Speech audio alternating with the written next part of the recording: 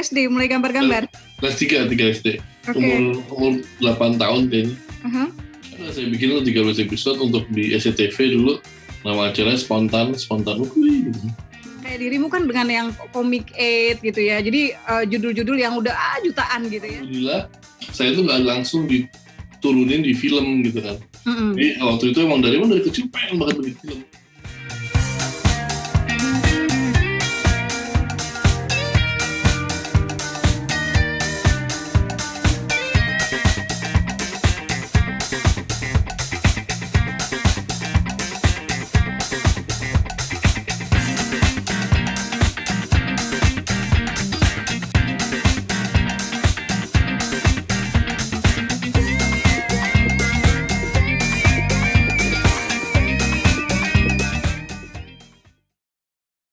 Assalamualaikum warahmatullahi wabarakatuh. Ya, waalaikumsalam warahmatullahi wabarakatuh. Ya, ketemu lagi rebuan kita. Saya masih narik napas. Iya, baru datang. Jadi ada 2 hari nih yang saya berjuang. Kalau dulu cuma sehari ya, cuma hari Jumat aja, Resonansi Republika, deadline. Kalau sekarang Rabu ya, Rabuan kita nih di Belajar dari Bintang. Terima kasih buat teman-teman yang sudah bergabung di Zoom maupun yang saat ini mengikuti lewat live ya, gratis di grup komunitas Bisa Menulis Baru ya. Yang kehilangan grupnya bisa gabung lagi di komunitas Bisa Menulis Baru.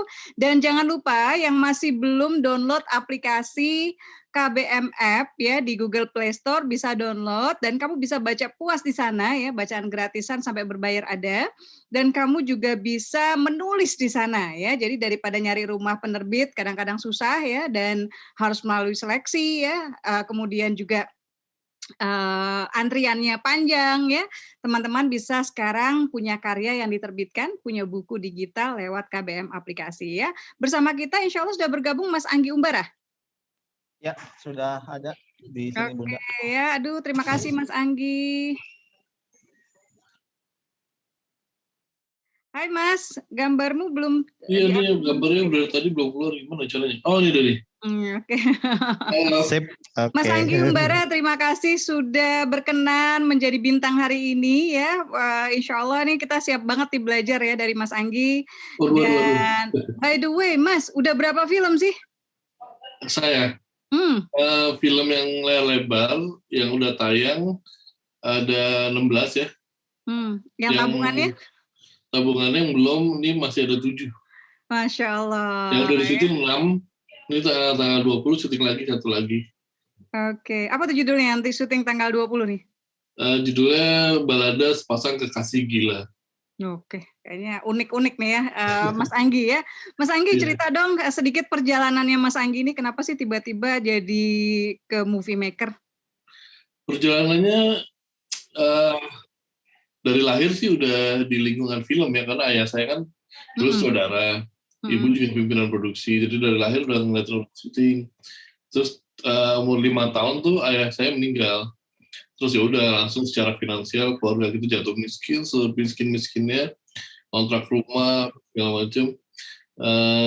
Sampai saya tuh umur 6 tahun tuh kelas 2 SD tuh jualan apa namanya?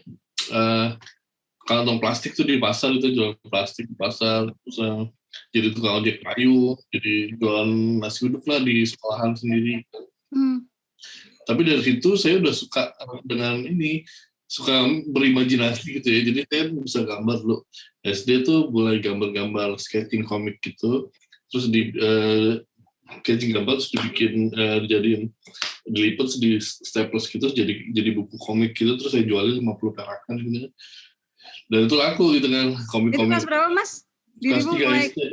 Kelas 2 SD mulai gambar-gambar? Kelas 3 SD. Umur 8 tahun kayaknya. Terus habis itu saya ikut sanggar, ikut teater dulu. Kelas 5 SD ikut teater di Sandiwara TVRI, main beberapa episode gitu. Terus di Sandiwara Radio juga gitu kan. Jadi mulainya sih dari teater sih gitu kan.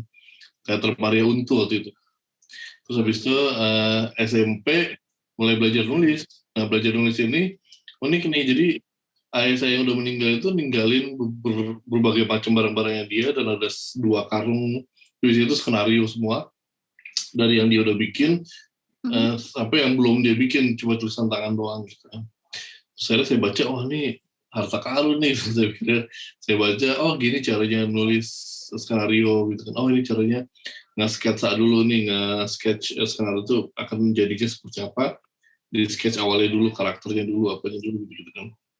Ya udah saya belajar nulis dari situ. Terus kakak saya itu tahu. Nemuin harta karunnya, sorry Mas, nemuin harta karunnya umur berapa tuh? SMP kelas 2. Oh, Masya Allah. Jadi udah papa saya udah lama meninggal kan, waktu saya meninggal tuh saya umur 5 tahun. Nah saya kan SMP itu tinggal di rumah tante saya, dan ternyata saya nemu itu gitu kan. Ada juga skenario dari tante saya juga gitu kan, dia kan dulu asisten sutradara ya, gitu kan. Jadi pas saya lihat, oh skenario ini gitu, ya udah saya belajar nulis sendiri aja dulu pakai mesin ketik gitu kan. Tadinya buat kayak drama sekolah gitu kan, buat bahasa Indonesia gitu, pelajaran bahasa Indonesia tuh. Saya tuh paling senang tuh kalau disuruh ngarang, suruh apa gitu, bikin cerita pendek, bikin apa. Terus akhirnya disuruh kakak waktu itu yang dia udah menjadi dia macam-macam sih, di musik director, flow director, dan akhirnya dia menjadi director TV program. Terus dia minta saya bikinin, ini kalau suka nulis coba bikinin 13 episode gitu kan. Nah saya bikinin 13 episode untuk di SCTV dulu, nama acaranya Spontan Ukui gitu. Oh, itu dirimu ya? Saya pernah nulis itu 13 episode. Oke. Kan itu kan ratusan kan. Iya. Saya pernah dapat 13 episode, saya tulis tuh. Cuma tuh lagi saya nulis kan saya masih sekolah, jadi kalian suka diomelin sama mama kan, ini udah kelamaan gitu lah. Soalnya kalau nulis kan pasti lama kan, berhari-hari gitu. Tapi udah selesai dan udah dibayarkan dengan waktu itu honornya berapa ya? 300.000 apa per episode gitu kan. Nah pada zaman itu kan wow, besar sekali gitu kan. Terus bisa beli sepatu Nike gitu kan. Itu usia berapa Mas? Sorry Mas. 2 SMP tuh kira-kira berapa ya? 14 tahun. Oke. Ya 12 tahun kan kelas 6. Itu 14 tahun. Ya anak saya sekarang. Gitu. Terus ya udah habis itu mulai ngeband, waktu itu udah asik ngeband, SMA mulai ngeband, terus habis kalau lagi ngeband tuh malamnya ngeband, terus siangnya kadang saya suka nontonin kakak saya, tonton saya syuting itu gulung-gulung kabel, bikin kopi dikasih uang gitu kan, nonton time code. Lalu saya ngerti oh gini cara syuting gitu. Jadi pada saat saya lulus SMA, udah band saya bikin video klipnya, jadi saya langsung kayak jadi saudaranya, nekat aja gitu. Diterima terus bagus kata orang-orang gitu kan, terus saya masuk ke MTV, masuk kemana, terus akhirnya mulai saat itu udah dikenal jadi saudara video klip gitu. Tapi di luar juga saya masih suka nulis, saya tulis sendiri aja, dikit aja gitu kan, di waktu itu punyanya masih DOS ya. Habis itu itu ketahuan tuh angkatannya tuh kalau yang masih pakai DOS. Kayak floppy disk gitu kan, susah. Terus akhirnya pas udah ada Windows, baru yang akhirnya pakai beli laptopnya yang 1,5 jutaan gitu. Itu udah sambil main musik gitu, udah jadi saudara video klip juga. Akhirnya baru nulis-nulisnya di sana gitu. Mas, apa sih yang apa yang kamu rasakan sih, kebahagiaan apa sih yang didapatkan dari menulis gitu? Kemudian ketika melihat tulisan itu kemudian diterjemahkan dalam medium lain. Itu kalau udah nulis nih, kalau udah masuk ke zone-nya tuh kayak susah banget dilepas dan suka sebel kalau diganggu gitu kan. Nah itu kepuasan masuk ke zona itu, wah jadi malah bener-bener kayak apa ya, udah kayak di universe kita sendiri gitu kan.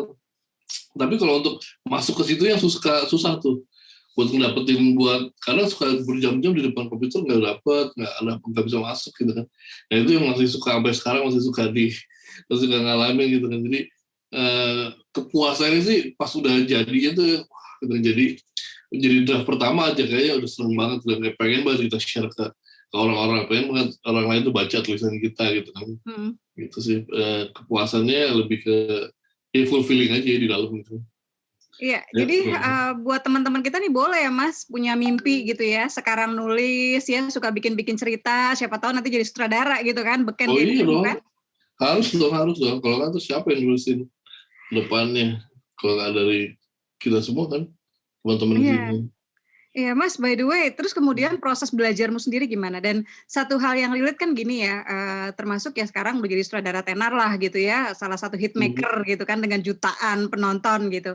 Mas, ketika kamu mendapatkan kritikan, ini kan ya pasti ini kan teman-teman yang penulis juga pasti dong gitu dengan apa, yang apalagi kalau mereka, jadi mereka ini nulis, kita punya komunitas bisa menulis yang itu tuh grup di Facebook awalnya Mas ya gitu, dan masing-masing tuh aktivitasnya untuk apa ya, aktif banget deh teman-teman itu dari berbagai pelosok Indonesia ini, ada yang nulisnya pakai handphone gitu kan ya, ada yang minjem, ada yang bahkan awalnya nggak punya apa-apa harus nulis tangan gitu, dan mereka posting di sana gitu. Tapi kadang-kadang kalau nggak dapat komen tuh mereka sedih gitu, tapi kalau di komen negatif juga mereka patah gitu. Nah dirimu sendiri menghadapi itu gimana Mas?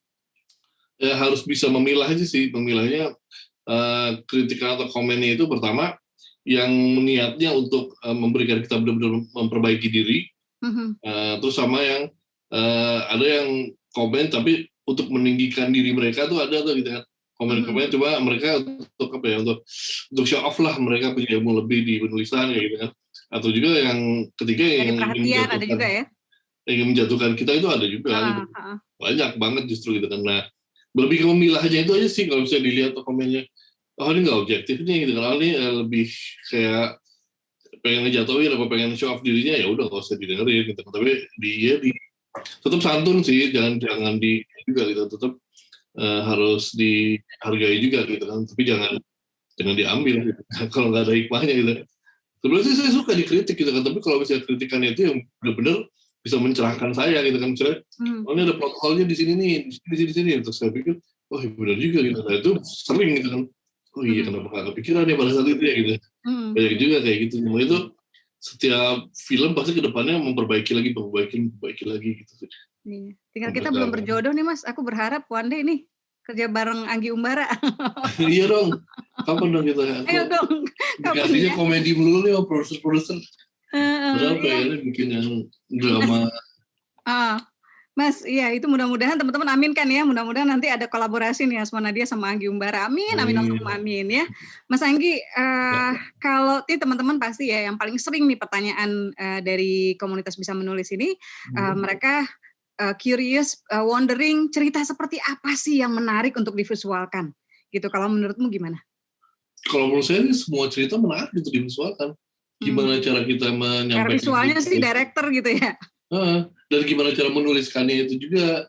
Kalau ceritanya menarik tapi cara menulisnya susah untuk dimengerti, itu juga bahaya juga gitu kan. Jadi pada saat penulisan juga harus bisa membuat pembaca itu hanyut ke dalam ceritanya gitu kan. Either itu novel atau skenario film, yang baca tuh harus bisa ke hook gitu, jangan perhatiannya nggak boleh kemana-mana gitu. Itu kekuatan dari penulisannya sih gitu kan. Dan begitu udah divisualkan ya sendiri kan, semua cerita tuh menarik kalau misalnya itu tadi kan cara penyampaiannya, punya karakter yang kuat, punya plot yang kuat, dan semua tersampaikan dengan baik, ada arc-nya, ada semua elemennya itu keisi gitu, pasti menarik.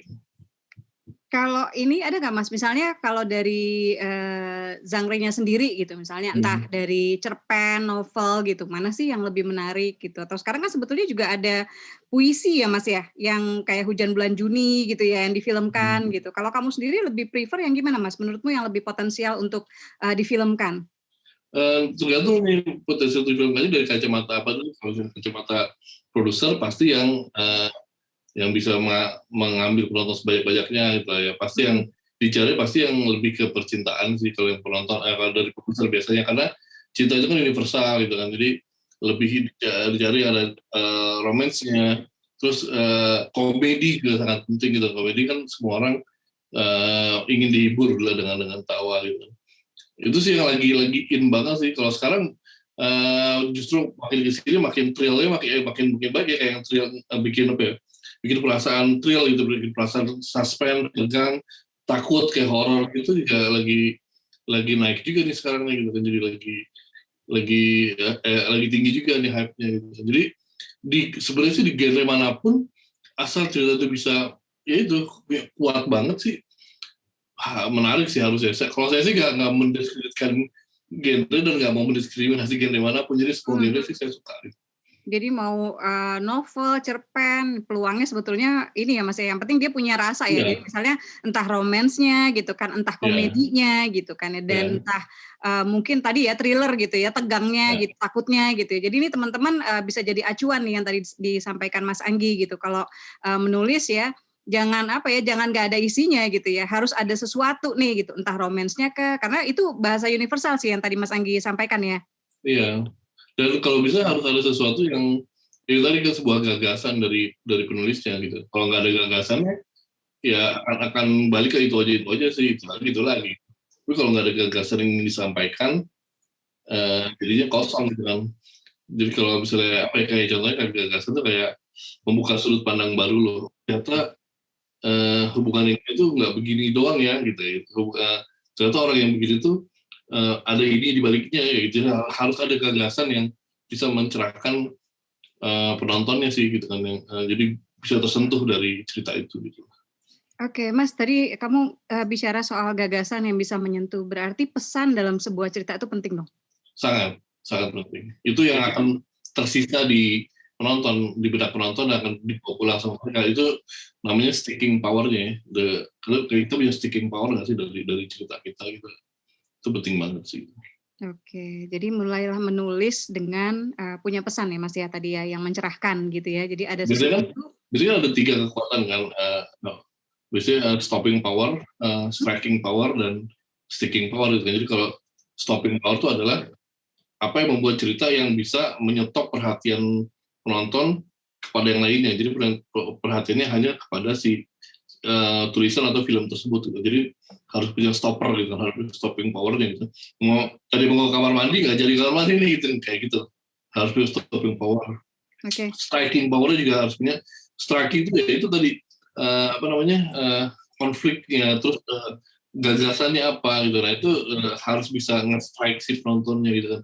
Harus kena nih, kalau nendang tuh nendang banget deh, harus kalau musuh tuh ngejrep banget lah. Nah itu striking powernya ada nggak gitu. Terus harus punya sticking power tadi, begitu selesai nonton masih ada yang stick kan ya, ada yang nempel nggak di Oh. ke penontonnya gitu. Jadi kalau punya ketiga itu sih udah lengkap gitu harusnya. Gitu. Oke, jadi mulai sekarang nih teman-teman ya kita dapat ilmu baru ya. Jadi begitu kita nulis nih kita harus pikir nih, nih stopping powernya ada nggak ya, striking Uh, powernya ada nggak, sama tadi uh, terakhir apa Mas? Stopping, sticking, striking, sticking gitu ya. sticking, Ada sesuatu yang apa yang tersisa gitu ya. ya yang Meskipun nempel kita sudah usai. nempel di Mm-mm. rasa, nempel di pikiran kita Iya, gitu. iya, iya, betul, betul, betul. Aduh, ini keren banget ya. Mas, apa sih yang kamu harapin atau pesan apa yang ini kan teman-teman ini penulis dan dari penulis wannabe ada juga yang emang udah penulis gitu ya. Ada nggak sih pesan yang pengen kamu sampaikan ke teman-teman yang nulis ini biar mereka bisa menulis lebih baik?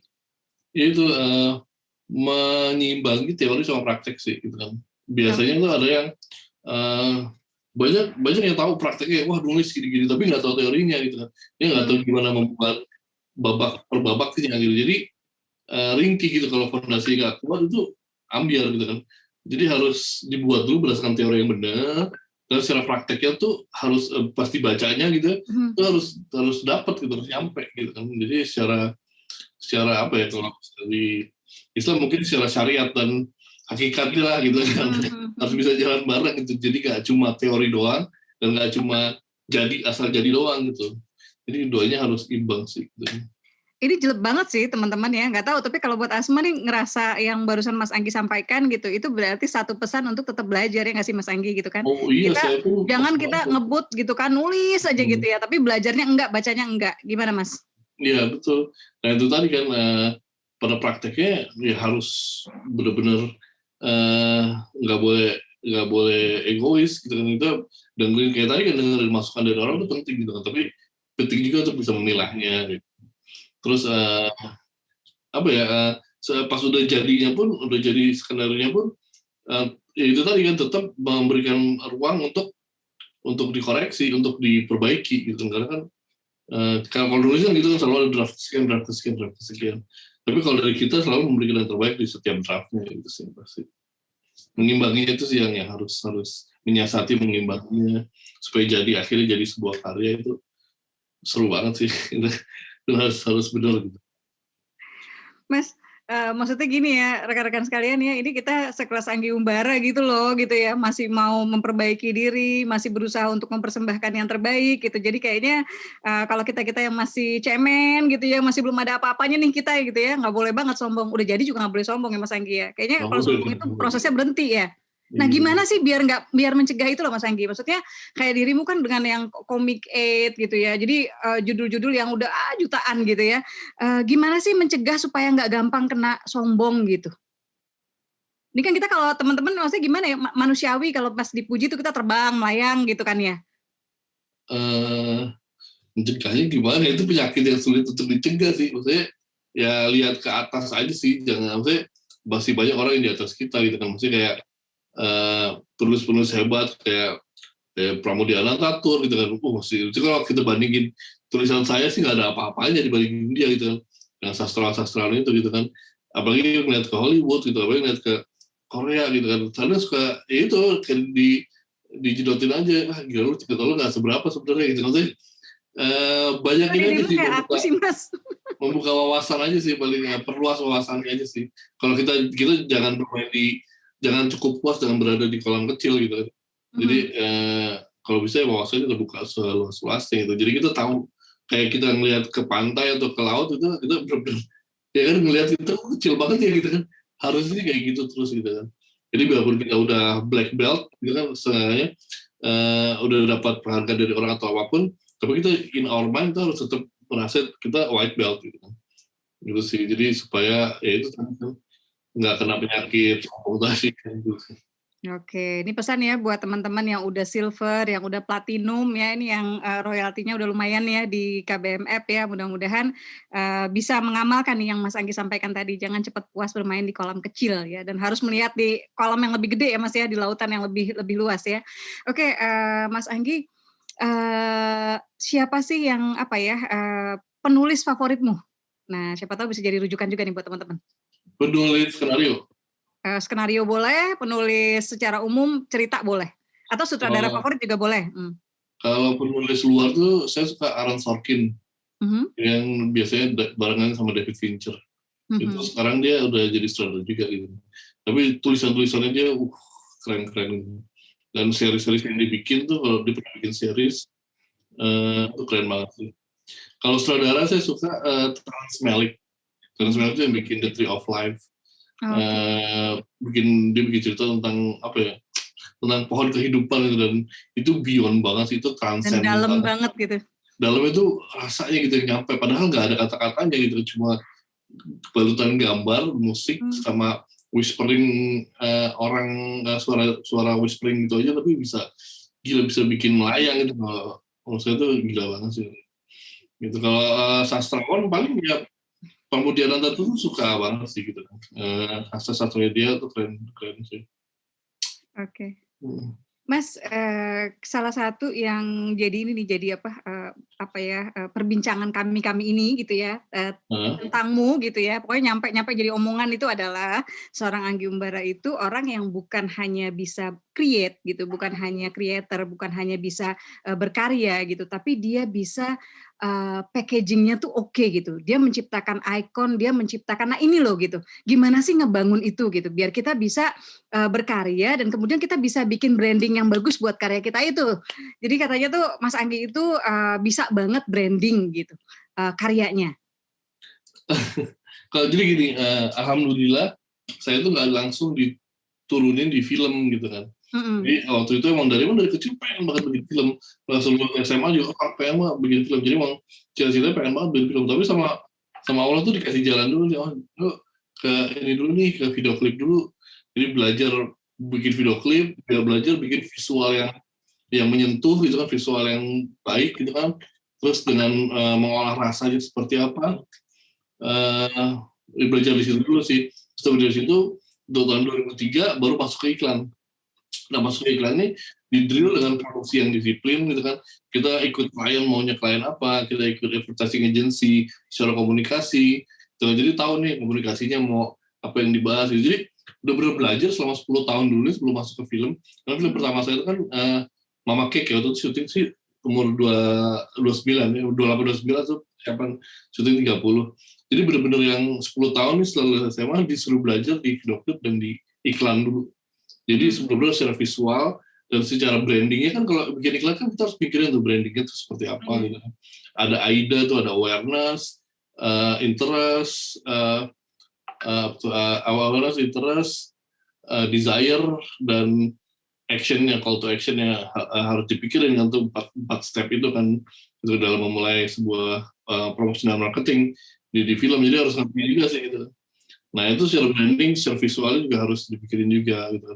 Karakter building itu harus penting banget gitu kan, yang mana yang di depan, yang mana pokoknya ada ring-ringnya lah, dari 1 ring, 2 ring, 3-nya, ada layernya gitu kan. Ya gitu itu udah di plotting semua, udah di mapping semua. Itu belajar dari ya itu tadi, di video klip, di iklan, dan akhirnya baru ke film. Dan film benar-benar belajar secara menyeluruh, secara produksi gitu. Mas, aku pengen banget nih, Asma kira mewakili suara hati teman-teman nih ya. Barangkali nanti berkenan untuk punya akun juga di KBM aplikasi, dan kemungkinan barangkali bisa kita bisa, yang ingin belajar gitu ya, bisa membaca skenarionya Mas Anggi gitu, atau bahkan cerpen-cerpen dulu atau apalah gitu, untuk mengikuti dirimu lebih baik, dan teman-teman juga bisa belajar lebih baik. Apa tuh maksud tadi? Itu requestnya kita tuh jadi ada aplikasi kan Mas, jadi jadi dari grup ini kemudian jadi aplikasi kepenulisan namanya KBM App gitu ya, dan kita tuh masih minim, dan kayaknya nggak tahu, malah mungkin belum ada ya naskah-naskah skenario gitu loh yang di sana gitu. Jadi kalau misalnya nanti bisa nih, kita bisa belajar dari Mas Anggi ya, lewat naskah-naskah skenario di sana gitu. Jadi bisa di sini kan teman-teman tulisan bisa bisa di lock ya Mas ya. Jadi misalnya bisa dimonetisasi juga sama teman-teman, tapi yang lebih penting dari itu, kita sebetulnya butuh banyak guru sih gitu untuk untuk bisa belajar soal skenario ini. Terus saya harus ngapain? Nah, kalau itu terkait itu nanti ini ya, paling teman-teman KBMF kalau Mas Anggi punya naskah skenario yang boleh yang artinya ada akunnya Mas Anggi lah gitu di KBMF-nya gitu kan. Jadi teman-teman mau baca bisa follow Mas Anggi, kemudian nanti bisa klik, bisa subscribe ke skenarionya Mas Anggi gitu. Oh boleh. Kalau sekarang udah saya filmkan gitu ya. Intinya nggak usah Mas Anggi yang ini, kita bantu aja gitu. Jadi teman-teman nanti bisa bisa punya akses untuk belajar langsung dari Anggi Umbara terusannya ini gitu. Oke. Lewat skenario ya Mas ya. Kalau misal nanti ini, atau kalau ada cerpen-cerpen lama juga menarik juga sih dikumpulin, gue kepo juga ya. Oke, teman-teman kita mungkin Mas Anggi kita buka tanya jawab ya Mas Anggi ya. Kayaknya banyak banget yang udah pengen bertanya nih. Silakan ya. Yang di Zoom mungkin bisa langsung. Ya, Bro Bahrul. Ya, oke, silakan teman-teman ya yang ingin bertanya langsung bisa raise hand ya. Sudah ada yang raise hand, ada Mbak Dinanti. Ya, silakan Mbak Dinanti. Ya, Assalamualaikum warahmatullahi wabarakatuh. Waalaikumsalam warahmatullahi wabarakatuh. Ya, saya ini tertarik pada cerita. Saya punya ide untuk membuat cerita tentang mitologi yang saya gabung dengan sejarah gitu. Nah, kemudian karena saya pikir kalau dibuat novel terlalu berat untuk pembaca remaja, jadi saya berpikirnya untuk dibuatkan komik gitu. Nah, menurut Mas Anggi sendiri, bagaimana caranya kita memvisualisasikan ke dalam komik cerita mitologi dan sejarah itu biar ringan tapi tetap ada gregetnya. Oke. Jadi minta tentang angle kali ya Mas? Ya pertama sih harus jago gambar dulu ya kalau komik ya. Maksudnya gambarnya harus bagus banget dan bisa menarik perhatian para pencipta komik. Kalau pencipta komik kan pasti ngeliat ini gambarnya bagus gitu. Ataupun kalau mau sesederhana mungkin gaya komiknya aja mau kayak apa gitu kan. Mau yang realistis atau mau yang manga atau mau, kan banyak itu kan gaya-gaya komik. Dipilih dulu mau yang mana, terus dikuasai gaya seperti apa, baru penceritaannya sih yang pertama sih harus menghibur ya. Jadi jangan terlalu berat dan jadi pelan-pelan sih, kalau saya sih bilangnya masukinnya pelan-pelan gitu, step by step gitu kan. Dan kayak ada harus karakter yang mengiringi sih karakternya. Jadi kita para pembaca ini punya karakter untuk diikuti gitu. Nah itu yang paling penting sih. Jadi kita bersama si karakter tersebut gitu. Jadi kalau jangan cuma cerita aja tapi ada karakter yang diikuti. Kalau misalnya memang karakter siapa yang kuat, misalnya kayak Mahabharata atau Majapahit gitu kan ya. Berarti kita ikutin siapa nih? Gitu. Kita ikutin Kertabuminya misalnya kayak gitu kan, atau mau siapa mau Girinda Wardana Tripatih atau siapa, jadi harus jelas sih kita ikut ke karakter yang mana nih, kita rutin membuat karakter siapa kayak gitu. Saya juga penyuka sejarah banget gitu. Tapi so far sih itu tadi kan para pecinta sejarah belum kayak apa ya, di Indonesia tuh sejarah belum terlalu digemari gitu kan. Padahal menarik sekali kalau untuk maju ke depan kita harus melihat ke belakang dulu kayak gitu. Betul. Tapi ya kalau untuk dibikin lebih komikal sih menarik sekali tuh. Semoga berhasil. Iya. Makasih Mas Anggi. Berikutnya Bro Bahrul, siapa nih yang mau bertanya? Ya, Mbak Kiki Emsil. Silakan Mbak Kiki.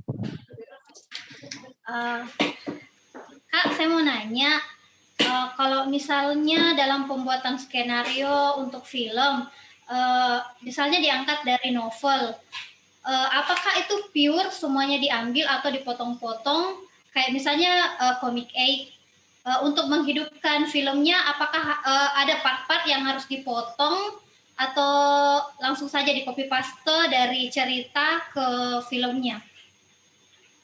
Oke. Kalau dari novel sih pasti akan digubah ya, pasti akan dilihat, karena biasanya novel tuh patokannya tuh nggak alur 3 babak gitu kan. Biasanya kalau film kan kita punya alur ya, alur 3 babak atau 4 babak gitu. Kalau opsi film India tuh 4 babak, film Korea. Kalau film Indonesia biasanya tuh Hollywood itu 3 babak. Introduction karakter, problem, terus baru setting incident, baru masuk ke babak kedua tuh journey-nya, terus ada obstacle-nya, terus ada midpoint-nya, baru masuk ke rock bottom gitu. Itu masuk ke act 2-nya, terus baru ke ada resolution, ada struggle terakhirnya, baru climax gitu kan. Itu baru babak ketiganya. Biasanya kan polanya kayak gitu tuh. Kalau kita bikin skenario film tuh udah terpola seperti itu. Jadi udah nggak perlu ada yang dibuang lagi. Jadi paling dibuang paling kalau yang durasinya lebih atau dragging atau apa tuh bisa dibuang. Tapi kalau dari novel itu harus dijadikan ke 3 babak itu gitu. Jadi dari novel sendiri yang nggak mempunyai babak, kadang-kadang cuma punya chapter aja, terus dibikin nih ke dalam 3 babak. Masuknya kemana nih? Nah itu biasanya akan banyak yang berubah, banyak terjadi perubahannya sih gitu kan. Kayak contohnya yang kayak tuh yang mau syuting ini, Balada Sepasang Kekasih Gila ini, saya dari novel nih, gitu kan. Dan itu banyak sekali yang harus dikorbankan gitu kan, dibuang gitu kan, karena dia kemana-mana gitu kan larinya, misalnya nggak mengikuti ke 3 babak itu gitu kan. Sedangkan yang kita butuhkan adalah 3 babak itu gitu kan. Jadi kira-kira ada chapter-chapter yang nggak yang akhirnya malah membuat story jadi dragging, ya harus kita buang gitu. Atau nggak sesuai dengan alur ceritanya, subplotnya harus kita buang gitu. Oke, Mas itu dirimu yang bikin skenarionya kah yang tadi? Dari novel udah ada tuh. Novel udah ada, maksudnya skenarionya dirimu kah? Iya ada. Skenario yang buat sih penulis novel sendiri. Cuma tetap babak secara 3 babak itu belum terbentuk gitu kan, karena dia biasa menulis novel gitu kan. Jadi cuma menaruh semuanya ke dalam itu gitu. Jadinya ratusan halaman gitu kan. Nggak mungkin kita syuting ratusan halaman. Novel skenario novel ya. Skenario novel gitu kan. Akhirnya ya udah saya jadi semacam kayak pemretnya lah gitu. Gunting sana gunting sini aja gitu, jadi dibentuk jadi 3 babak tadi. Oke, silakan berikutnya Bro Bahrul. Ya, sekarang ke laki-laki ya, ke Mas Rico Ricardo. Silakan Mas Rico. Ya, oke dulu di unmute ya. Ya, oke. Terima kasih Mas moderator. Baik, mungkin pertanyaan ini lebih ke arahnya Bunda Asma ya. Tapi kalau Mas Angginya berkenan menjawab tidak apa-apa juga. Karena jangan nanya ke Asma dulu sayang, mendingan nanya ke Mas Anggi aja. Oke Mas. Oke Mas Anggi, bentar. Nah, gini Mas, kan ada tuh novel-novel yang diangkatkan ke dalam sebuah cerita atau skenario film kan. Nah, itu untuk pengambilan skenario-nya itu boleh tidak kita itu menghilangkan ataupun menghapus sebagian skenario atau kita ganti skenario kita gitu, naskahnya itu. Boleh tidak seperti itu, Mas? Terima kasih. Iya, tadi sebetulnya Mas Anggi sempat menjelaskan ini penulis novelnya yang jadi penulis skenario ya Mas Anggi ya? Iya, kalau yang lagi mau saya bikin ini. Artinya bisa ya? Bisa, dan tapi decision terakhir sih tetap ada di tangan sutradara dan produser biasanya itu kesepakatannya mereka nih. Mana yang mau diambil, mana yang mau dibuang gitu kan. Dan biasanya sih kalau dari novel sih banyak yang dibuangnya, kecuali kalau emang pas tulis novelnya mungkin itu kayak Mbak Asma gitu udah bikin plotting sendiri nih, nanti kalau dibikin film akan seperti apa kayak gitu, beda lagi kalau kayak gitu. Tapi kalau dari novel pada umumnya sih dia biasanya nggak ada plot point-nya gitu, ada yang per chapter aja kan, per bab gitu kan biasanya. Gitu. Ya, jadi sah-sah aja tuh, tergantung si produser dan direkturnya sih mau membuang dan mengambil yang mana gitu. Ya, jadi penulis memang kita nggak ini ya, artinya bukan kita yang menentukan bagian-bagian mana novel itu yang masuk gitu loh.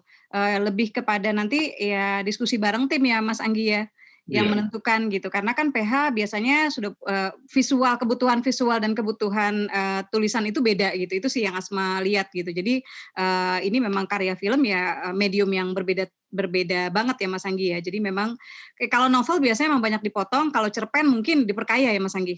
Iya, biasanya kalau cerpen malah kita dikembangkan lagi kan, didramatisasi lagi, dibikin substansi diperkuat lah segala macam. Mas Anggi, dari karya-karyamu mana sih yang paling kamu suka? Dan kayaknya pengen dibanggain gitu ya ke Bapak gitu, ke almarhum Danu Umbara gitu. Paling saya suka sebenarnya Alif Lam Mim. Alif Lam Mim. Terus paling personal Mama Cake yang pertama. Setelah itu baru Sabar Ini Ujian. Terus baru sih sempat happy juga. Sebenarnya happy lah dengan hasil. Skenarionya akhirnya bisa diterima gitu.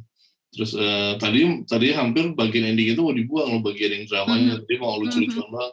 Dan akhirnya kita diskusi lagi dan akhirnya emang karena itu kan core dari cerita aja kan poinnya. Iya. Habis itu baru Communicate. Insya Allah Sah juga saya suka. Gitu. Tapi suka drama sebenarnya sih banyaknya. Tapi kayaknya kamu ini deh Mas ya, maksudnya genre-nya macam-macam ya, gado-gado ya. Religi ada, action ada, komedi ada gitu kan? Ya, habis namanya manusia kan sih, pasti mempunyai semua sisinya segala sisi.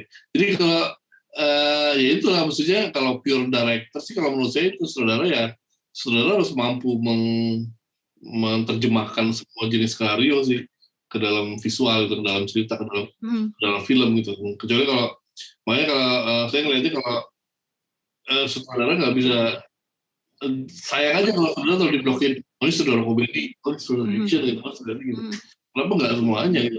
Saya suka saudara itu Steven Spielberg yang saya kagumi gitu ya, karena dia mampu membuat semua jenis film dari mulai film action, film anak-anak gitu kan. Terus Back to the Future, dia bikin film art juga kayak Screenerlist, kayak Lincoln. Dia mampu buat semuanya dan mampu menaruh kadarnya dengan porsi yang tepat gitu.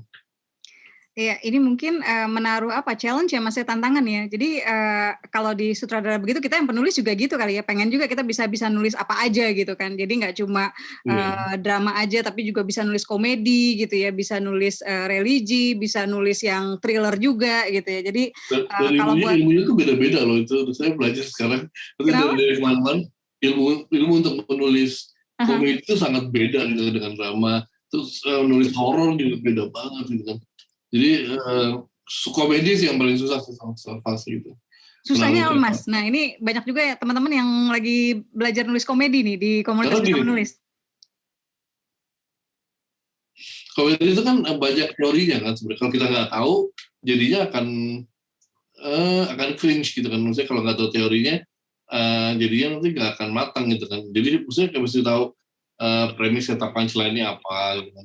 Setupnya harus ditebelin, punch-nya juga harus kena, harus relevan, harus patah gitu kan. So ada juga namanya rule of three komedi gitu kan. 2 kejadian, ketiganya patah gitu. Terus ada callback-nya yang ke yang tadi, ada permainan diksi gitu kan. Kata-kata gitu kan. Jadi jenis komedi itu banyak banget. Ada slapstick dengan ekspresi delivery rasa sakit atau rasa apa segala macam ekspresi gitu. Jadi banyak banget sih jenis komedi. Nah itu asal kita menaruhnya tepat di sana sini itu menarik dan pasti baik jadinya. Tapi kalau naruhnya asal-asal kita mikirin juga jadinya juga akan kacau juga sih gitu. Jadi kalau bikin komedi itu ya gitu, exhaustingnya adalah mengukur segimana lucunya dan mencari itu punch-punchnya apa yang relevan sambil membuat cerita terus berjalan gitu. Itu sih susahnya di situ. Iya, dan itu outputnya bahagia banget kali Mas ya kalau begitu udah bikin gitu terus tiba-tiba orang gitu ya di studio. Jadi pada saat saya syuting komik ya, itu kan pure komedi kan, saya benar-benar komedi banget dari yang sebelumnya. Nah itu lagi syuting saya nggak merasa ini lucu gitu kan. Pas itu kok nggak lucu ya, itu pada saya tulis itu lumayan lucu gitu. Pas lagi itu kok nggak lucu ya, apa yang lucu ya? Dicari terus pas lagi syuting sempat stres. Ya udah yang penting bikin film keren aja lah. Lucu nggak aja emang sangat subjektif gitu kan kalau lucu aja. Terus saya udah editing, kasih lihat draft pertama ke produser, dia nggak ketawa, udah nggak ada yang ketawa sama sekali gitu. Oh my god, kenapa nih gitu. Akhirnya tuh musik-musik saya turunin, dialognya saya naikin, kasih sound effect, cutnya nggak terlalu banyak berubah, dan itu baru works gitu kan. Jadi bukan cuma di skenario dan di eksekusi doang, tapi di editing itu penting banget gitu kan. Namanya comedy timing, namanya sound effect, namanya musiknya berhenti di mana, mulai lagi di mana gitu. Itu sangat penting. Terus pada saat premier baru kita lihat tuh segitu puasnya gitu kan. Itu kayak 30 second punchline kan, setiap 30 take ketawa itu kayak gedung bioskop udah bergetar gitu kan ketawa mereka gitu. Oh itu puas banget sih, itu puas banget gitu. Oke. Iya, Berbaharu berikutnya siapa nih yang tadi mau nanya? Mbak siapa tadi? Ya, ada Mas Arfizon. Oke, Mas Arfizon. Ini banyak banget yang bilang nih, Alif Lamim keren banget. Nah. Chat nih. Dan sikul aja nih, Ci. Apa yang kedua, Mas Anggi? Iya nih, doain ya. Amin. Iya, silakan Mas Arfizon. Sebenarnya sudah terjawab juga tadi ini Mbak Kasma, tapi saya tanya lagi aja nggak apa-apa. Okay. Mas Anggi, dari sekian jenis atau genre film itu yang paling sulit menulis skenarionya itu film genre apa Mas? Itu Mas pertanyaan. Lagi sih komedi sih. Saya sebagai gini Mas, maaf saya lanjutkan sedikit. Saya melihat karena sebagai awam film, saya melihat film-film kolosal itu ya, adegan peperangan melibatkan banyak orang itu kok seolah-olah susah ya bikin skenarionya ya. Ternyata nggak susah ya Mas, ternyata komedi lebih susah ya. Komedi lebih susah. Kalau itu tinggal memproyeksikan ada idenya aja, skala fightingnya, skala prioritasnya mau mana yang difokusin gitu. Kalau film perang itu kan gitu kan, kita mau fokusin kemana, dari 1, 2, 3 tadi kan. Kita fokusnya di mana, layar dudonya yang mana, layar ketiganya yang mana. Jadi itu bermain tiga itu aja udah aman sih. Gitu. Tapi kalau yang maksud yang paling susah tadi komedi, karena sampai sekarang pun untuk full yang komedi banget di film-film saya itu tetap saya pakai konsultan dari luar sih gitu untuk mengasah aja komedi ini udah tajam belum gitu, udah afdol belum gitu sih. Oke, Mas itu konsultannya nanti setelah adegan syuting gitu atau dia konsultan itu sejak dari skenario untuk ngelihat bagian yang lucu-lucu? Ada yang kalau saya sudah pede dengan skenario-nya, ada yang pas syuting aja. Tapi kalau misalnya ada yang kira-kira ini filmnya budgetnya besar ya, gitu. Jadi terlalu banyak resiko yang di ini, ya udah kita minta konsultan supaya ya itu aja sih membuat perhitungan jadi lebih akurat aja gitu kan, komedinya sepana gitu. Biasanya itu pada saat penulisan pertama, bahkan kadang saya minta draft 1 mereka yang nulis dulu gitu kan. Saya bikin plotline-nya draft 1, komedian yang nulis, baru draft 2 saya perbaiki secara karakter, secara storyline-nya baru perbaikin, baru draft 3 kita bahas lagi secara komedinya satu persatu tuh, scene by scene kita bahas tuh kan, udah masuk belum, kalau nggak kita ganti apa sih. Waktu orang komedi kayak gitu tuh, jadi setiap scene benar dibahas detail jam 2 pagi tuh setiap hari tuh sama Om Indro sama yang lain gitu. Ada 3 orang komedian gitu yang bahas, sama Om Indro jadi 4. Gitu. Mas aku tadi senyum-senyum soalnya baca ini nih di chat nih. Jadi ada yang bilang saya dukung sequelnya Alif Lamim. Nah, terus ada yang bilang sequelnya judulnya Nun ya. Nun apa Alif Lamro nih? Alif Lamro. Silakan Bro Bahrul yang berikutnya. Oke, berikutnya ini spesial. Pak Isa, silakan Pak. Nah, ini suami Asma nih memang ini nih. Aku baru mau nanya nih. Ayo tuh kan ada pertanyaan nih. Enggak, makasih waktunya Mas Anggi. Ya, saya mau tanya yang sparkling power masih belum ngerti. Kalau stopping power saya udah nangkep tuh. Sticking power juga berarti bersisa. Tapi sparkling itu misalnya di film contohnya apa ya Mas Anggi ya? Striking. Oh striking kayak gimana sih misalnya? Jadi striking itu kita misalnya yang mengacu kepada genre-nya biasanya. Misalnya genrenya action nih, ya harus striking gitu, actionnya yang harus bicara, nah gitu. Jadi emang kayak romance ada striking power nggak? Oh iya, pergelutan romance yang mereka itu yang biasanya sih striking power itu ada di midpoint-nya sih, dari midpoint dari mulai perubahan dari awal menuju ke midpoint ketiga tuh, nah itu kan biasanya kan paling harus dikuatin, kalau enggak penonton biasanya pada tidur tuh gitu. Oh, kalau di komedi berarti striking power-nya di lucunya ya? Itu kalau komedi lebih parah lagi, harus benar-benar grafiknya naik. Karena kalau kita dari awal udah tinggi, orang akan bosan di tengah. Jadi pertama tuh harus yang enteng dulu, gitu, pemanasan dulu, naik sampai ada turning point, baru klimaks. Kalau enggak, kalau udah capek di tengah gitu. Oh, kalau 3 babak itu sampai sekarang masih dipegang ya Mas? Secara umum apa masih. Apa aja sih 3 babak Mas? Biasanya kan kalau ada 3 babak nih, babak pertama kan tuh introduction karakter, introduction background ya, universe dulu kan, building universe dulu, karakter, terus introduction problem, dengan problem ini sama inciting incident gitu kan, ada kejadian apa gitu kan yang membuat perubahan di hidup mereka kan. Nah itu babak pertama. Babak keduanya baru journey-nya kan, journey dari si karakter menyikapi masalah tadi gitu kan. Dari situ journey baru naik kalau ada obstacle pertama, ada obstacle kedua gitu kan. Itu sampai mana, terus baru ke midpoint, ada turning point ini. False victory dulu dikasih, ada false victory, kalau mau ada false victory, kalau enggak apa-apa. Jadi dikira udah menyelesaikan masalah, katanya enggak gitu kan. Gitu. Kalau mau dari situ mau ada obstacle lagi, boleh. Terus biasanya dari situ masuk ke turning point, sesuatu yang membuat perubahan lagi drastis, jadi rock bottom. Rock bottomnya ini dia itu, karakter turun gitu kan. Nah ini hampir di semua film Hollywood sih pasti ada rock bottom. Baru akhirnya dia struggle lagi sampai naik ke atas. Itu di ini akhir midpoint kedua kan. Baru masuk ke ketiganya, dia mendapatkan resolusi apa sampai menuju ke klimaksnya tadi kan. Baru klimaksnya ya itulah mau happy ending, mau sad ending, mau apa. Kalau mau ada twistnya lagi bisa dikasih lagi twistnya. Kalau ada babak keempat, kalau ada 4 babak biasanya gitu ada twistnya tuh. Kalau ada babak keempat biasanya ada rock bottom, ada resolution, ada twistnya lagi, baru ke klimaksnya apa. Oke. Jadi kayak menuju menanjaknya tuh 2 kali gitu ya, kalau yang 4 babak ya? Babak ya, biasanya tuh ada pengenalan karakter lagi tuh di babak ketiganya tuh. Biasanya kalau film-film dia kan 2 babak, intermission, baru 2 babak lagi. Biasanya kan gitu kan. Tapi ya buat narasi panjang ya harus 4 babak sih. Kalau nggak boring tuh, kelamaan di tengah. Biasanya kalau film-film Inggris tuh yang suka jadi boring tuh yang ke tengahnya itu kan. Karena kan dia nggak kayak Hollywood kan. Hollywood kan cepet kan, kayak Marvel semua kan cepet tuh. 3 babak itu jadi enak kayak gitu. Dan dia turning point-nya selalu kuat kalau di Marvel ya. Kalau di DC kemarin agak lemah tuh di situ. Semua turning point udah ketebak dari awal gitu. Itu kenapa ya kayak penyakit DC gitu ya kalau dibandingin sama Marvel ya? Itu fondasinya sih dari awal bikin ceritanya udah nggak, maksudnya udah puas dengan segitu aja sih gitu. Kalau Marvel kayaknya banyak yang menguji gitu kan. Di Kevin Feige ini kayak dia udah satu pola dan diuji terus gitu.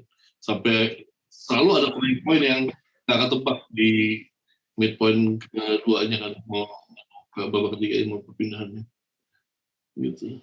Oke, menarik ya. Kayaknya habis ini harus ditonton ulang nih ya buat teman-teman tadi yang agak terlambat masuk ya. Banyak banget nih ilmu malam ini. Kalau mau membedah, seru banget tuh membedah struktur gitu kan. Itu ini Batman Dark Knight.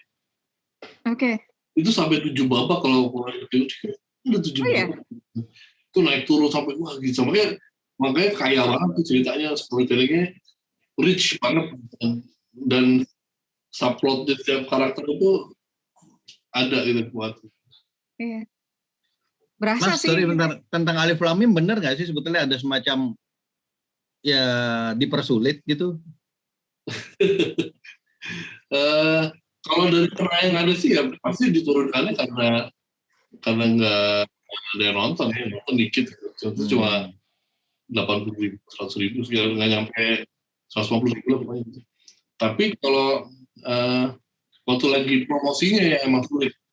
Jadi pada saat itu kita mau masukin trailer aja di Google Ads, tadi udah oke gitu kan, udah oke gitu dimasukin trailer di Google Ads, terus ditolak gitu kan, karena kontennya memang tidak sejalan dengan ini mereka lah, visi misinya mereka gitu.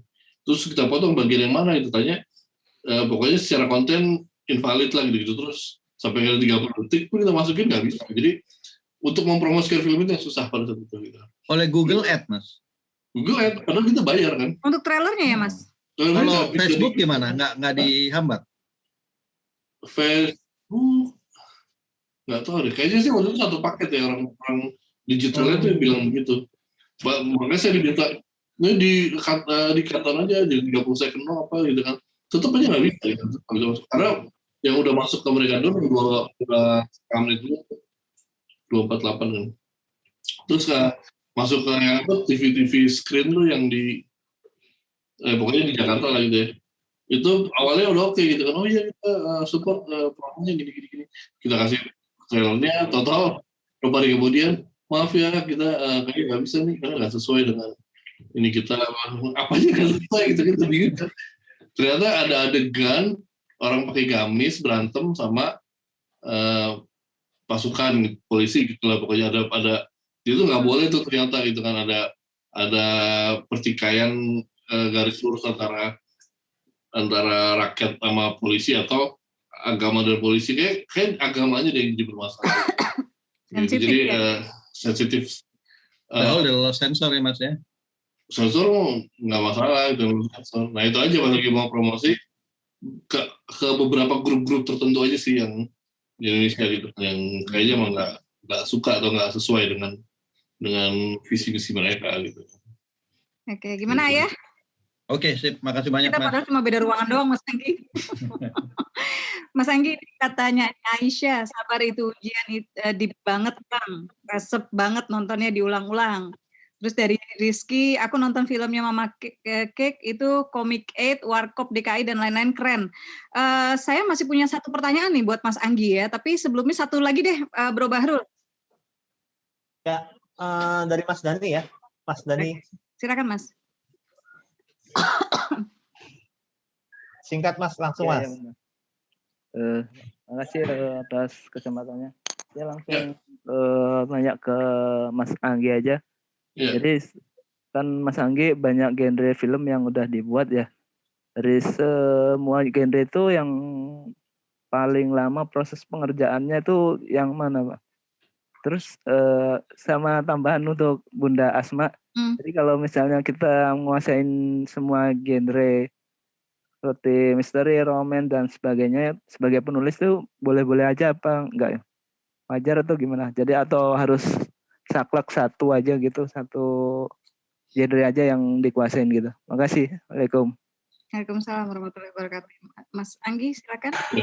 Kalau yang paling lama lu prosesnya adalah Comic 8 sih. Sorry, bukan. Mama Cake film pertama. Itu mulainya aja dari tahun 2009. Sayangnya 2013. Hampir 4 tahun nih. Itu lamanya kenapa tuh, Mas? Dan nulisnya itu dari tahun 2006. Jadi hampir 6 tahun nulis itu. Lamanya pertama waktu itu emang masih mencari ininya sih, masih mencari mengadaptasi dari iklan ke film gitu. Secara produksi itu ternyata beda banget, disiplinnya itu beda. Terus mencari dari castingnya itu sampai 10 bulan casting untuk mencari 3 karakter itu. Kita udah dapat akhirnya cari di terus gak cocok dengan ini, akhirnya kita ganti karakter pemainnya gitu. Itu lama banget sampai akhirnya syuting 2010 gitu ya, kepotong nyambung lagi 2011 gitu. Karena masih film pertama kali ya, jadi terlalu personal gitu, sampai satu take itu ada sampai 40 take, 50 take gitu. Jadi itu kelar berapa lama Mas syutingnya? Syutingnya 35 atau 36 hari gitu. harusnya 22 hari. Tapi molornya jauh banget. Karena itu terlalu menganggap remeh sih sebelumnya. Menganggap remeh mungkin ya itu semuanya menganggap remeh pembuatan film gitu kan. Jadi kita mau se-perfect banget, tapi nggak bisa secara film itu nggak bisa segitunya gitu. Jadi ngotot, jadi saya maunya, ini kalau satu scene belum dapat, kita take terus nih gitu sampai itu dapat gitu kan.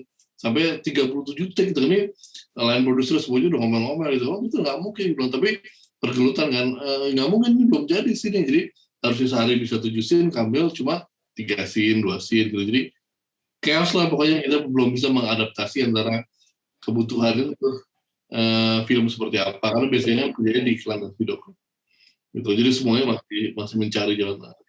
Tapi habis itu langsung syuting Cowboy Junior yang harusnya 14 hari syuting cuma 13 hari gitu kan. Karena kita udah tahu ternyata begitu nih pacingnya, baru kita evaluasi semuanya baru kita bikin, dia harusnya begini nih. Udah bikin nggak tahu ya lebih sehari gitu, kita kaget sehari gitu. Terus satu lagi yang paling lama lagi itu Susana itu lama di make up-nya Luna Maya sih, cari kemiripannya itu 2 tahun tuh prosesnya gitu. Cari dari make up ini, coba make up ini, sampai akhirnya make up-nya orang Rusia gitu deh. Dan pengalaman yang capek, melelahkan dan menyedihkan sih, sampai akhirnya nggak sampai selesai saya ikut syutingnya kan, cuma 30 hari, 15 harinya diambil produksi lain, di syuting sama produksi dan lain. Oke, Mas Anggi, ini ada yang nanya, yang based on novel Balada Sepasang Kekasih Gila, kira-kira kapan tayang nih Mas Anggi? Itu rencana tayangnya di OTT ya, di Klik Film. Klik Film. Karena itu novel itu berdasarkan kemarin yang menang di Kuiku. Oke. Jadi kan banyak tuh ada perlombaan tuh dari sekian banyak orang memberikan skenario dan novelnya. Terus ya udah dipilih, dikurasi sampai 200 sekian. Saya bersama 7 director memilih masing-masing gitu, yang kita suka yang mana dari 200 sekian. Tadi ada 1.600-an yang masuk. Dikurasi sama mereka dari 200-an. Ya udah saya pilih Balada ini yang menurut saya paling beda dan menarik gitu buat diangkat gitu sih. Oke, Mas Anggi, ini waktunya bentar lagi. Asma dong, pertanyaan terakhir nih dari Asma. Dirimu kan kayaknya kalau untuk di Indonesia yang bawa lagi tren reborn gitu ya.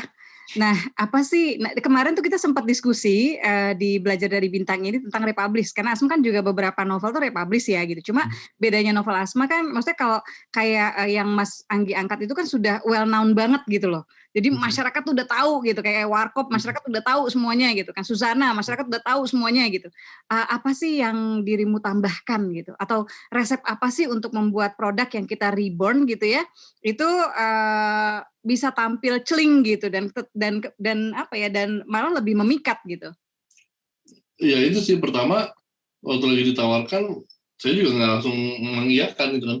Saya mikirin dulu kan, ini kira-kira akan membuat lebih menarik apa malah bikin ilfeel gitu kan. Jadi pertama mikirin dulu ini kalaupun harus di-remake atau di-reborn, apa ini bentuknya harus beda banget, harus jadi breakthrough, harus jadi pionir, dan membuat saya pengen nonton, saya sendiri tuh mau nonton, tertarik untuk nonton. Biasanya kan kadang ada orang-orang yang dikasih kerjaan aja, udah kerjain aja gitu kan.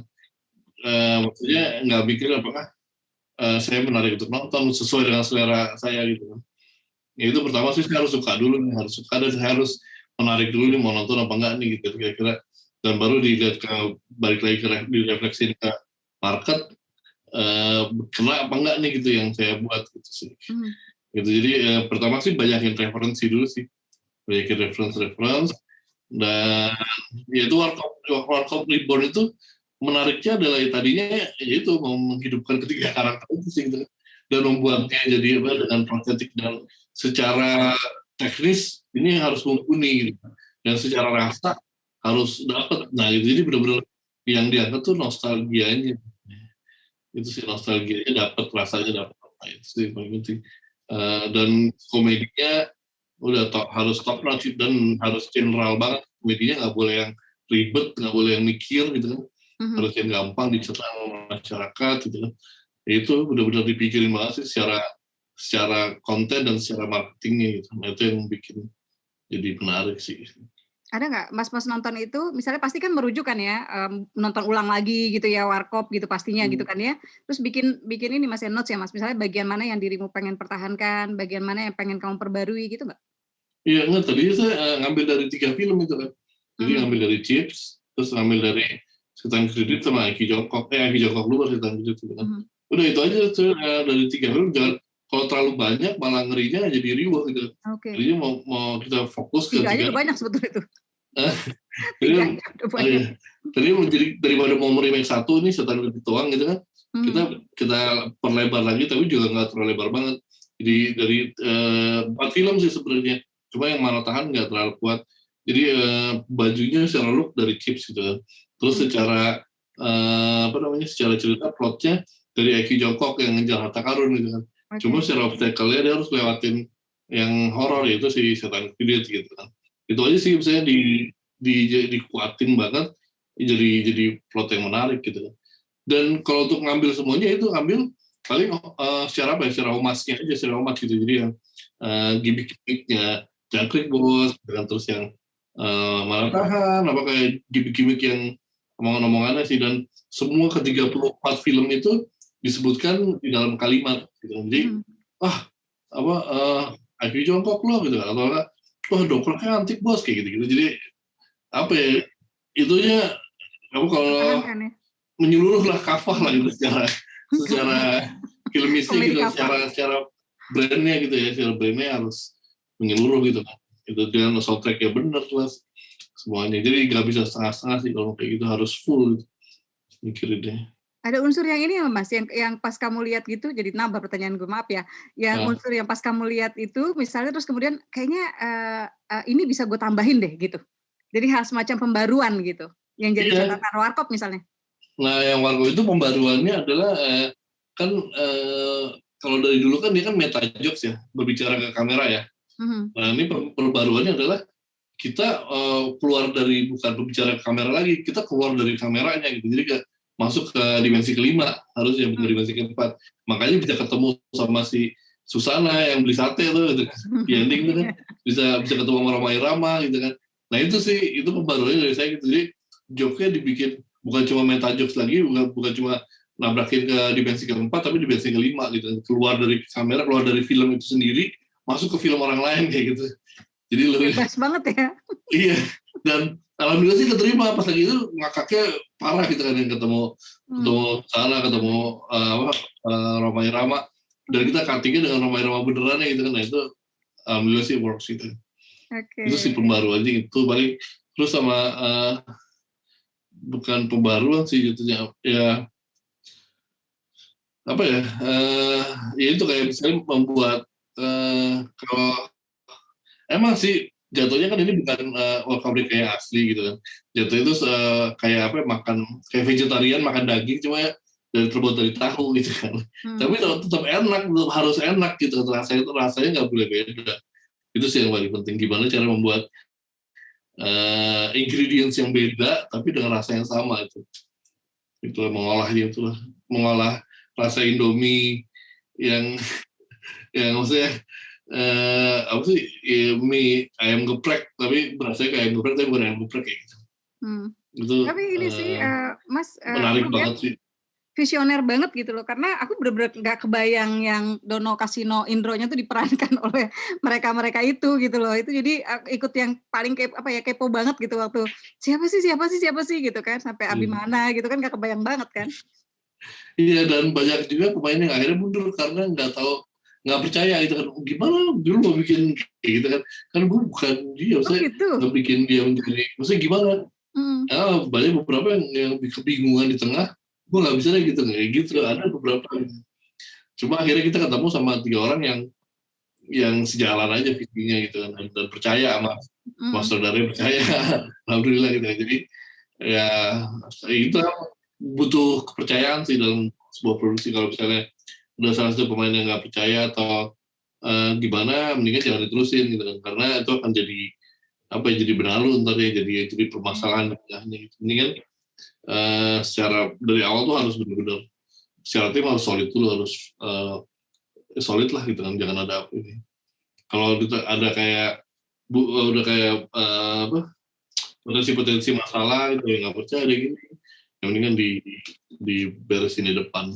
Untung sih alhamdulillah sih itu sih pada percaya lah, gila itu yang kayaknya unbelievable aja ternyata ini kan works gitu kan buat ini di Warkop Reborn. Iya, tapi pada saat itu mereka bertiga juga masih pada bingung sih, tapi mereka percaya. Biasanya lu percaya deh sama gue. Iya, gue mirip gitu, cuma percaya sama diri. Mereka pada bingung semua awalnya gitu. Lu percaya aja deh gitu kan. Ada sampai sudah sebulan kita reading tuh, itu si Vino Gebastian tuh masih bingung, masih yang belum dapat gitu. Gue belum dapat nih gitu. Nggak apa-apa, jangan dibikin, banyakin main, banyakin nonton. Setiap hari kita nontonin semua film Warkop. Dan itu akhirnya dari Abimana yang udah dapet nih, sama Tora yang emang udah ya, dia kan gandeng-gandeng sama Indro. Terus akhirnya pas udah saya di hari pertama syuting, itu tuh yang bener-bener Vino tuh kayak udah bukan acting lagi, tapi udah becoming kasino gitu kan. Bahkan Om Indro yang duduk di sebelah saya kan, dia ngeliat di monitor, dia nangis gitu kan, dia nangis bener-bener. Gila nih, aku ini Mas Kas, ini bukan Vino, ini Mas Kas, ini Mas Kasino gitu.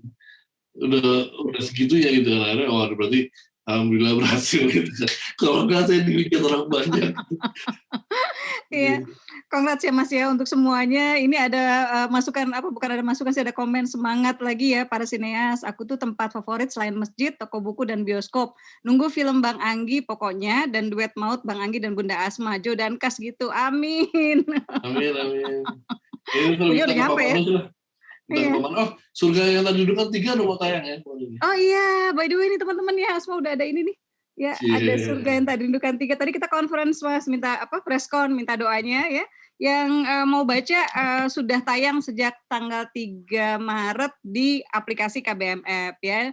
Silakan baca Surga yang Tadi Dudukan 3. Minta doanya. Kayaknya belum terlalu dipercaya untuk bikin film-film religi kayaknya. Aduh Mas, yuk kita mulai dari Jo dan Kas yuk. Ayo. Mudah-mudahan berjodoh tuh dengan PH yang itu. Iya. Ya. Oke. Mas Anggi, terakhir Mas Anggi pesan buat teman-teman KBMF di biar tetap semangat. Sorry ya mengganggu waktu Mas Anggi, nambah nih. Nggak apa-apa. Pesannya ya apa sih ya?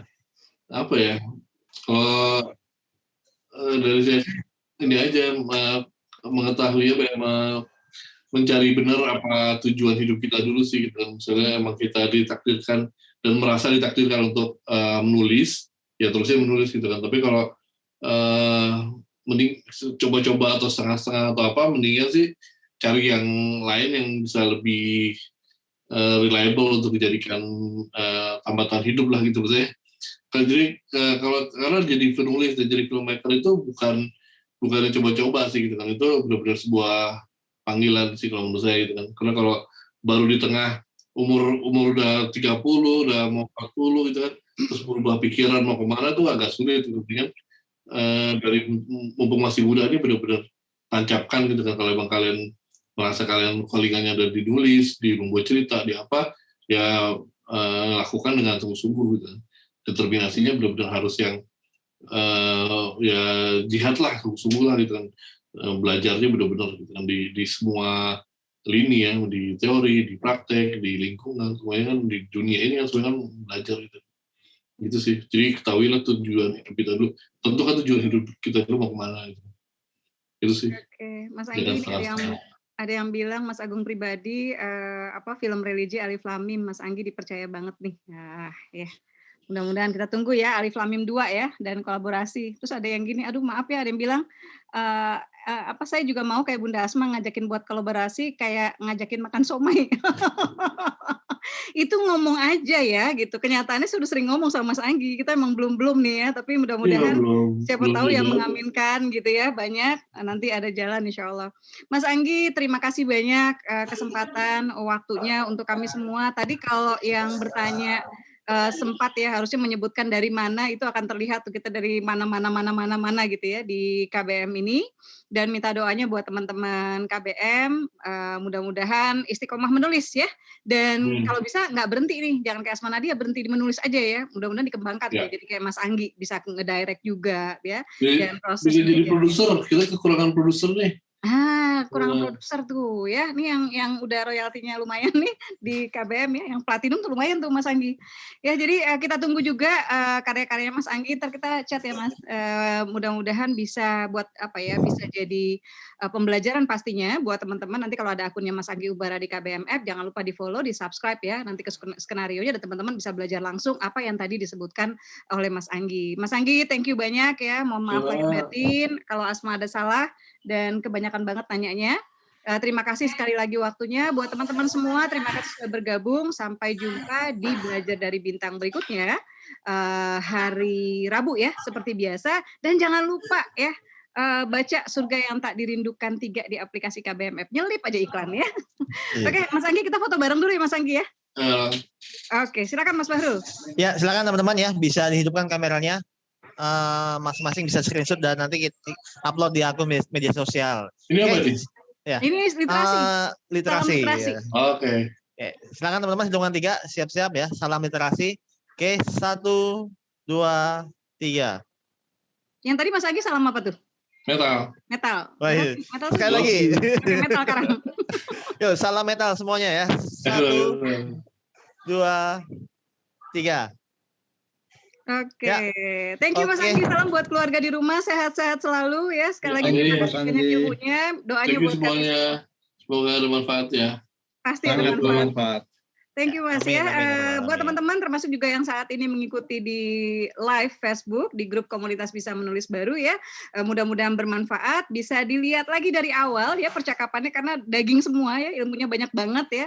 Dan buat teman-teman jangan lupa setiap acara Belajar dari Bintang bisa teman-teman putar ulang ya di Bisa Academy kalau nggak salah di KBM Academy ya. Di KBM Academy, di KBMF ya. Itu dulu. Terima kasih semuanya. Selamat malam. Billahi taufiq wal hidayah. Assalamualaikum warahmatullahi wabarakatuh. Waalaikumsalam warahmatullahi wabarakatuh. Oke, terima kasih Bunda Asma ya dan Mas Anggi atas waktunya dan ilmunya.